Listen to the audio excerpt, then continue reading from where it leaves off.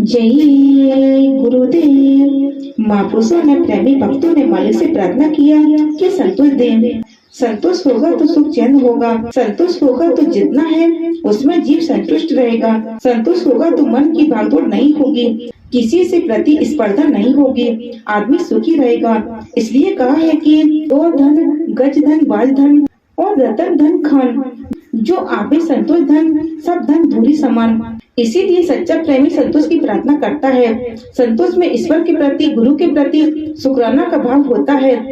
एक वाक्य मोहब्बत साहब के समय का है। जब उनकी तकरीर हुआ करती थी तो एक दंपति ऐसा था जिसमें पहले आदमी आता था और आधी तकरीर के बाद वो भागता भागता अपने घर जाता, फिर उसकी पत्नी आती।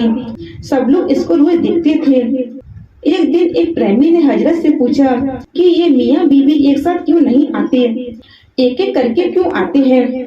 हजरत ने कहा कि तुम आदमी के पीछे पीछे जाओ और ये पता लगाओ कि वो ऐसा क्यों करता है। दूसरे दिन जब आदमी घर की तरफ भागने लगा तो प्रेमी ने उसका पीछा किया। वो घर भाग गया। उसने अपनी चादर उतारकर अपनी बीवी को दी, फिर वह उसे उड़कर तेज कदमों से हजरत की तकरीर सुनने आई। उस प्रेमी को कुछ समझ में नहीं आया। तकरीर खत्म हो गई और वो औरत अपने घर चली गई। उसके पीछे भी यह प्रेमी उसके घर पहुंचा। उसने उस आदमी से पूछा कि तुम ऐसा क्यों करते हो, दोनों साथ क्यों नहीं आते। उसने जवाब दिया कि हमारे पास एक ही चादर है, इसलिए पहले मैं उसे उड़कर जाता हूँ, आधी तकरीर सुनने के बाद मैं भागकर घर आता हूँ और मेरी बीवी उसे उड़कर जाती है। यह सुनकर उस प्रेमी की आंखें भर आईं और वह बोला कि मैं तुम्हें एक चादर लाके दूंगा, तुम दोनों साथ आया करना। आदमी बोला कि खुदा का लाख लाख शुक्र है कि मुझे उसने एक चादर बख्शी, अगर यह ना देता तो हम कैसे हजरत साहब की तकरीर सुन पाते।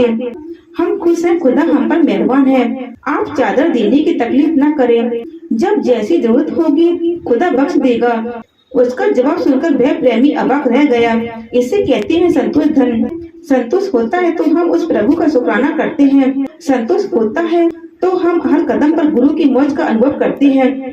चाहे जीवन में उतार आए, चाहे चढ़ाव आए, दोनों स्थिति में हम संतुष्ट रहते हैं। अगर संतोष नहीं है तो हमें लाख गुरु दे, भगवान छप्पर फाड़कर बरसा दे, फिर भी हम असंतुष्ट ही रहेंगे और हमारी इच्छाएं हमें भगाती दौड़ाती रहेंगी और हम अधिक पाने की चाह में भागते रहेंगे, सही गलत कदम उठाते रहेंगे। बहुत कुछ पाने के लिए हम अपनों से धोखा करेंगे, गुरु को धोखा देंगे और ईश्वर वो तो अदृश्य ही है, वह क्या देखता है ऐसा हम सोचते हैं। हमारा असंतुष्ट हमारे गुरु भक्ति के रास्ते में रोड़ा बन जाता है। हमारी आस्था डगमगाती रहती है, हमारा विश्वास दुर्मूल रहता है। ऐसे में साधन भजन करने की बात बहुत दूर की है। हमारा मन भौतिक सामानों में, भौतिक सुखों को पाने में प्रयत्नशील रहेगा और एकाग्रता कैसे आएगी। और एकाग्रता नहीं होगी तो चाहे हम घंटों बैठे कुछ होने वाला नहीं, खाली बैठेंगे खाली उठ जाएंगे। इसलिए बाबा जय गुरुदेव जी महाराज बराबर हमको समझाते हैं कि थोड़ा सा दुनिया से मुड़ो। तो साधन भजन के वक्त यह मन जो कूड़ा करकट इकट्ठा करता है उसी में छलांग लगाता रहेगा, एकाग्र नहीं हो सकेगा। स्वामी जी महाराज बराबर कहते हैं कि जितना मालिक ने तुमको दिया उसका शुक्राना करो, पर तुम हो कि रोना रोते ही रो, यह नहीं है वह नहीं है। एक बार स्वामी जी महाराज एक परिवार के बीच में बैठे, संपन्न परिवार था, फिर भी परिवार के मुखिया खर्चे का रोना रो रहे थे। स्वामी जी ने कहा कि इतना सब कुछ होने के बाद भी इनका रोना खत्म नहीं हो रहा है। मैं गांव के उन गरीब प्रेमियों के पास जाता हूँ तो उनके पास जो भी कुछ है इतने प्यार और भाव से सामने रख देते हैं और कोई रोना धोना नहीं। वो तो इतने खुश होते हैं कि बाबा जी घर पर पधारे हैं। उनके बीच जाकर भी मुझे बहुत खुशी होती है।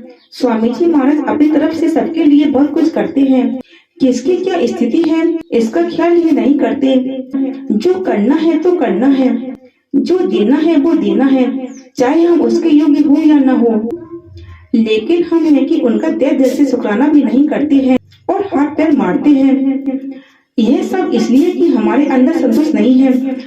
हमारा असंतोष हमें बेचैन किए रहता है। हम समझ नहीं पाते हैं कि क्या गलत है क्या सही है, श्रद्धा क्या है, विश्वास क्या है, भक्ति क्या है और दया क्या है। इसलिए गोस्वामी तुलसीदास जी ने कहा है कि एक दिन लाखों तमन्ना उस पर और हफीज ज्यादा, फिर ठिकाना है कहाँ उसको बैठाने के लिए। जय गुरु